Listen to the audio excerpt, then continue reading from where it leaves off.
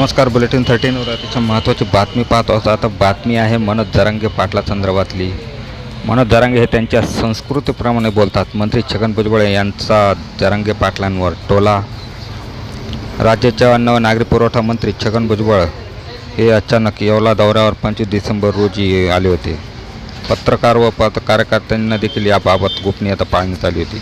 दरम्यान संपर्क कार्यालय येवला या ठिकाणी अनेक प्रश्न पत्रकारांनी भुजबळ यांना विचारले. यात मराठा आंदोलक मनोज जरांगे पाटील यांच्याविषयी विचारले असता मनोज जरांगे पाटील त्यांच्या संस्कृतीप्रमाणे बोलतात.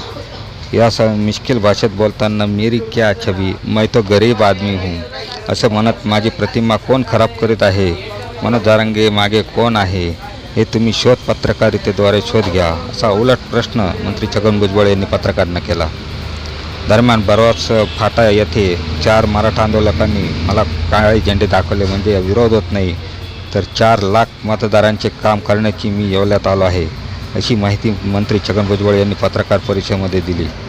यावेळी भुजबळ काय म्हणाले? टीका केली जाते सर. आता ते काय त्याची संस्कृती त्याप्रमाणे ज्याचं शिक्षण, त्याची संस्कृती त्याच्याप्रमाणे तो खालच्या लेवलला जाऊन टीका करणार. त्याला असं आहे की टीका करायला सुद्धा चांगले शब्द सापडतात ना, पण ते जर चांगल्या शब्दाचा जर अभ्यास नसेल तर मग काही शब्द वापरायचे आणि टीका करायची. सत्य आता काय ना तो करतोय, आता तो तेच ना, ते शिक्षण थोडंसं कमी असलं काय, आणि शिक्षणापेक्षाही माणसाने सुसंस्कृत असलं पाहिजे. असं काही नाही शिक्षण असतं. माझ्या माहितीप्रमाणे अनेक आमचे गावचे मंडळी जे आहेत कदाचित शिक्षण नसेल तर सुसंस्कृत कोणाला कशाला मान सन्मान द्यावा, काय करावं, हे सगळं ते सांभाळतात. आता ते सुद्धा नसेल आणि आता त्यांचे आजूबाजू सगळे मित्र आपण बघितले, कोण पिस्तूलवाले आहेत, कोण काय आहेत, कोण काय बेकार पिस्तूलवाले सगळ्यांना. परवाच्या दिवशी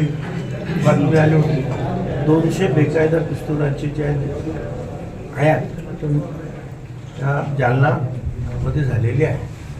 200 तिकडचे बाळू आहेत, माफिया हीच मंडळी जवळ असली तर मग ते काय शिकणार काय. आता आम्ही असं कुठल्या परिस्थितीमध्ये जे आहे, आम्ही मराठा समाजाला विरोध केला का?